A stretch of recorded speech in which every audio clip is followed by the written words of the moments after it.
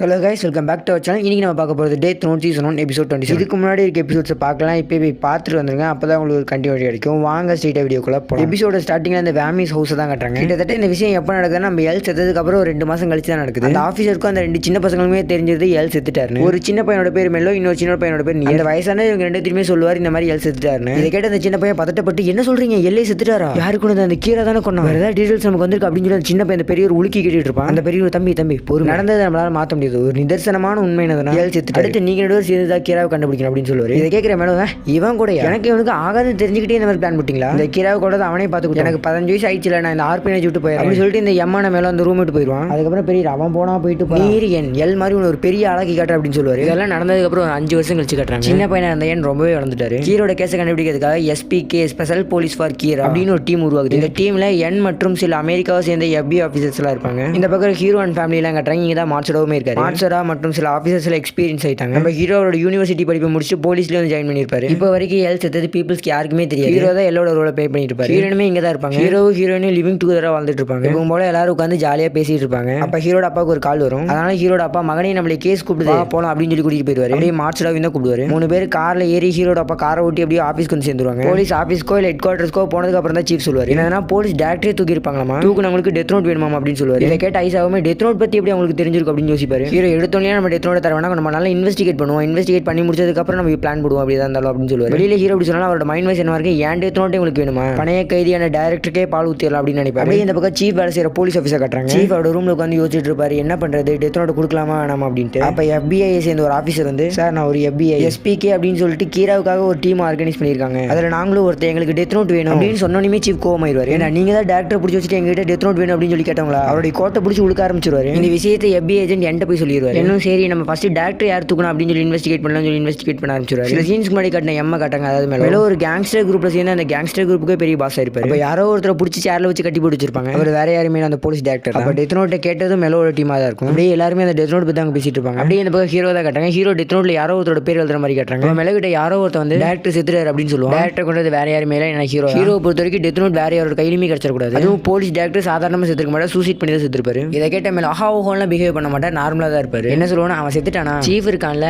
அவன் வேணாம், அவனோட பொண்ணை தூக்கிடு அப்படின்னு சொல்லுவாங்க. அப்படியே இந்த பக்கம் ஏதோ ஒரு அபார்ட்மெண்ட் கட்டுறாங்க. இது வேற எந்த அபார்ட்மெண்ட் மேல போலீஸ் வேலை செய்யறதுக்காக ஒரு அபார்ட்மெண்ட் ரெண்ட் எடுத்துருப்பாங்க. எல்லாருமே உட்காந்து அவங்க வேலையை கரெக்டாக பார்த்துட்டு இருப்பாங்க. ஹீரோட எப்பவுமே அவரோட ஆஃபீஸ்க்கு வந்து FBI தான் பார்த்துட்டு இருப்பாரு. ஒரு உண்மையான ஆஃபீஸர் தான் போல இருக்கு, நான் தான் இவர் தப்பா நினைச்சிட்டேன் அப்படின்னு ஹீரோட அப்பா நினைச்சிட்டு இருப்பாரு. ஹீரோட மனசுக்குள்ள நினைச்சிட்டு இருப்பாரு, நான் அந்த டேரக்டர் போட்டதுல எவ்வளவு நேரம் ஆச்சு, இன்னும் அந்த இன்ஃபர்மேஷன் எங்களுக்கு யாருக்குமே வரல அப்படின்னு வச்சுட்டு இருப்பாரு. ஒரு ஃபோன் கால் வரும், அதை ஹீரோட அப்பா அட்டன் பண்ணி பேசுவாரு. மற்ற எல்லா ஆஃபீஸர்ஸுமே அதை கேட்டு தான் இருப்பாங்க, இன்க்ளூடிங் நம்ம. அதில் பேசுறது வேற யாருமே நம்ம ஹீரோட அம்மா தான். நம்ம பிள்ளையை காணோம், அவளுக்கு ஃபோன் பண்ணிக்கிட்டே இருக்கானா, அவன் ஃபோன் எடுக்க மாட்டேங்கிறா, ஏதாவது பண்ணி எனக்கு தெரிஞ்சு அவளை யாரும் கிட்னாப் பண்ணிட்டாங்கன்னு நினைக்கிறேன், பக்கத்தில் இருக்க ஏதோ கடைக்கு போற அப்படின்னு தான் சொல்லிட்டு போனா, ஆனா அவ ஃபோன் பண்ணி எடுக்கல, நம்ம பொண்ணு எப்படியாவது கூட்டிட்டு வாங்க அப்படின்னு சொல்லி வச்சிருவாங்க. அங்க இருக்க எல்லாருமே அதை தான் பேசிட்டு இருப்பாங்க. ஹீரோனா டென்ஷன் பயங்கரமான டென்ஷன். ஏன்னா தூக்குனதோட சொந்த தங்கச்சியை அவரால் இப்போ டேரக்டர் போட்டு தர மாதிரி அவர் தங்கச்சியும் போட்டு தர முடியாது, பிகாஸ் தங்கச்சிங்க சென்டிமெண்ட். அப்படியே இந்த பக்கம் என்ன காட்டுறாங்க, என் ஏதோ பசில்ஸை சால்வ் பண்ணிட்டு இருப்பாரு. எல் மோஸ்ட் ஆஃப் டைம்ஸ் ஏதாவது சாப்பிட்டு தான் இருப்பாரு. அதே மாதிரி தான் என்னும் மோஸ்ட் ஆஃப் டைம்ஸ் ஏதாவது பசில்ஸை சால்வ் பண்ணிட்டு தான் இருப்பாரு. சீஃபோட பொண்ணை தூக்கிட்டாங்களாமா அப்படின்னு வந்து பேசிட்டு இருப்பாரு. அதெல்லாம் அப்புறமேல் பார்க்கலாம். இப்போதைக்கு மேலோட போட்டோ கொடுத்து இவனை பத்தி பாரு அப்படின்னு சொல்லிடுவாரு. அப்படியே இந்த பக்கம் ஹீரோ சீஃப் அண்ட் சில ஆஃபீஸர்ஸ் எல்லாம் காட்டுறாங்க. இப்போதைக்கு டேரக்டர் இல்லாத காரணத்தால் சீஃப் த டேரக்டர் ரோலை ப்ளே பண்றாரு. ஆக்சுவலா செத்தது சீஃப் அந்த ரோல், அதெல்லாம் டேரக்டர்லாம் சொல்ல முடியாது, ஸ்பெஷல் சீஃப் அப்படின்னு சொல்லிக்கலாம். கிட்னாப்பர் ஸ்பெஷல் சீஃபான நம்ம ஹீரோட அப்பாக்கு ஃபோன் பண்ணி பொண்ணை தூக்கிட்டேன், டெத் நோட் கொடுத்தாதான் பொண்ணை திருப்பி